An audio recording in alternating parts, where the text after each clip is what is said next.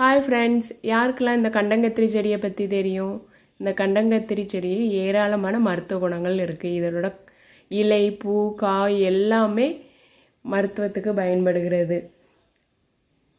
இதோட பூக்களை பாருங்களேன், எவ்வளோ அழகாக இருக்குது. இதோட காய்கள் கத்தரிக்காய் மாதிரியே இருக்கும்.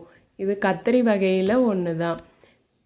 இதோட காயை பறித்து காய வச்சு பொடி பண்ணி சளி இருமலுக்கு பயன்படுத்தலாம். ஆஸ்துமா நோய் உள்ளவங்க கூட இதை யூஸ் பண்ணலாம்.